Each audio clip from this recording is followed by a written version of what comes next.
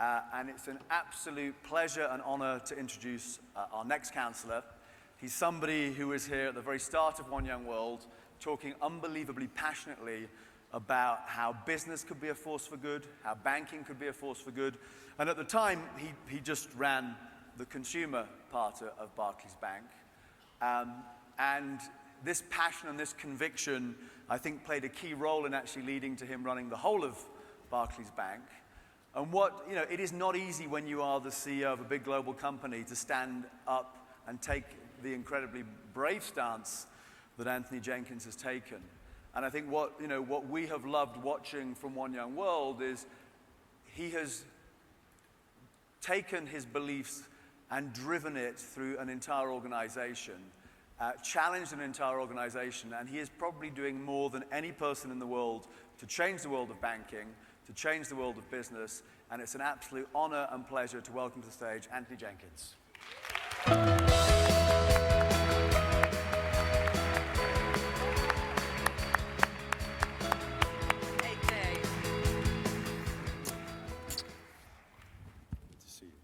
All right then, good morning, One Young World. I can't hear you, you were partying last night. Good morning, One Young World. All right, my name's Antony Jenkins, I'm the Chief Executive of the Barclays Group. Thank you, Barclays people. 2 years ago, I stood in front of your predecessors and talked about the world. And I said that the world faced some very, very difficult problems: climate change, demographics, the shift of power from east to west, from north to south, the fact that there's 1 billion people in the world with not enough to eat, 1 billion people in the world who are obese. We have these incredible, difficult, long-term problems. And yet, our institutions, civil society, the media, politics, business, the financial world is increasingly geared to the short term.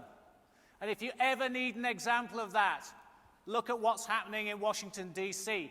It doesn't matter what your politics are. It's not good. It's not okay for our leaders to abdicate their responsibilities. They have to step up. It's not okay. It is not okay for leaders, and this is where I agree with Bob Geldof on one level. On one level. Bob would say, our generation has screwed it up. He might not use the word screwed, he might use another word, but you know what I mean. Okay? I agree with him on that. But I don't agree it's too late for our generation. Our generation can't stand up here and put it all on you guys.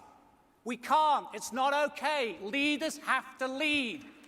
Leaders have to lead.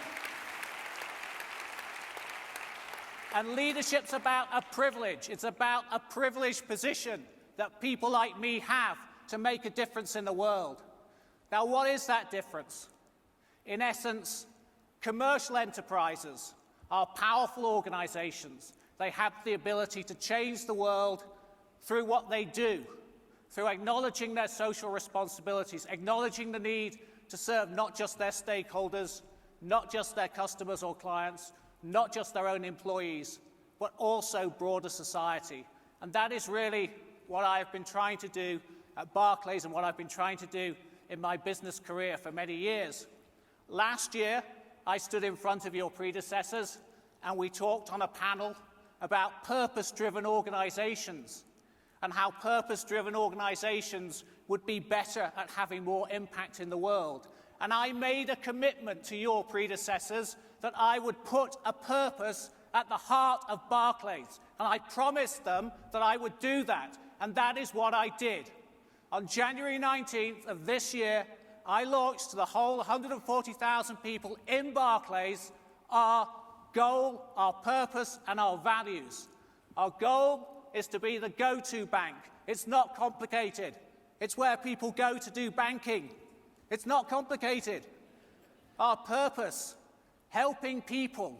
People, we're all people. You're people, I'm people, they're people. These guys are people. We're all people. We live on the same planet. We breathe the same air. We drink the same water. We're all people, right?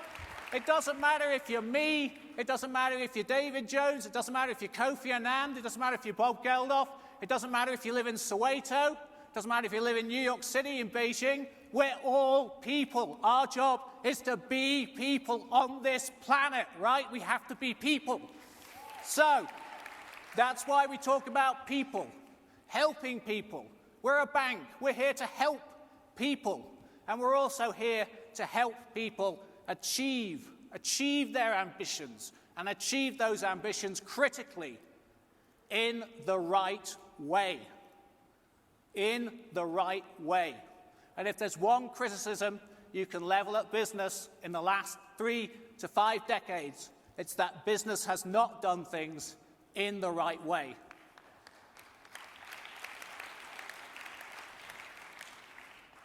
Now we have to pair that goal and that purpose with values, because values is what defines culture. And so we've set 5 values for Barclays. Maria referred to them previously. We talk about respect, integrity, service, excellence, stewardship. They're the values that define the culture of Barclays. We are on an amazing journey.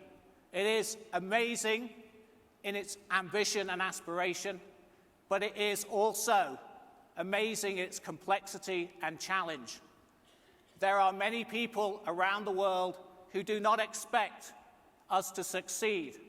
There are some people who want us to fail because they are wedded to the old way of doing things.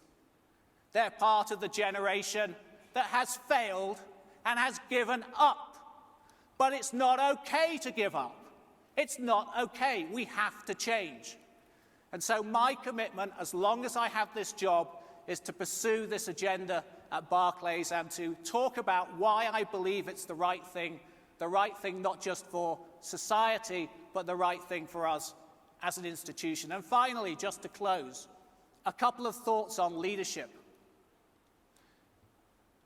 There are 2 things that really matter about leadership. One is you have to be authentic. If I stand up and say that our purpose is helping people achieve their ambitions in the right way, then all of my actions must be guided by that, and all of the actions of Barclays must be guided by that. That is not the case today. We are in the middle of an enormous change, but it is my absolute resolve that it will be in time. And the second thing about leadership is you have to be relentless.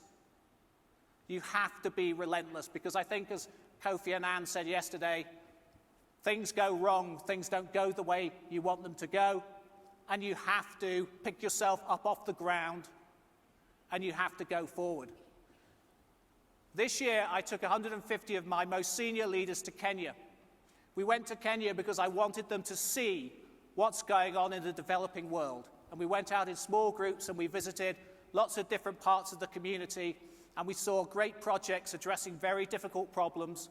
And my leaders came back and said they were ashamed at how much they had complained about lack of resources when they saw what people in the developing world were achieving.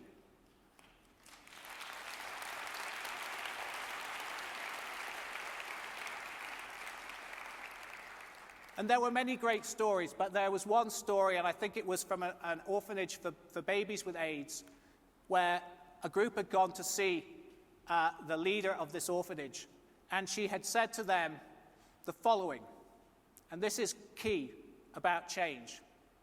When you're scared, you have to be brave. And when you can't be brave, you have to be braver. And that's the essence of change. A lot of people will stand up here and say, you're the future, you're the leaders, go from here and lead.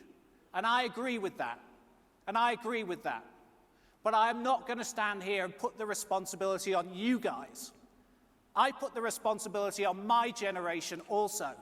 Whether you're in business, in politics, in civil society, in the media, we all have to step up, because the problems of the world are so complex. But I'm an optimist. I believe if we do this together, we can solve these problems. So I don't want to say to you, go from here and lead. I want to say to you, go from here with me, with my councillors, and let's fix this thing together before it's too late. Thank you very much.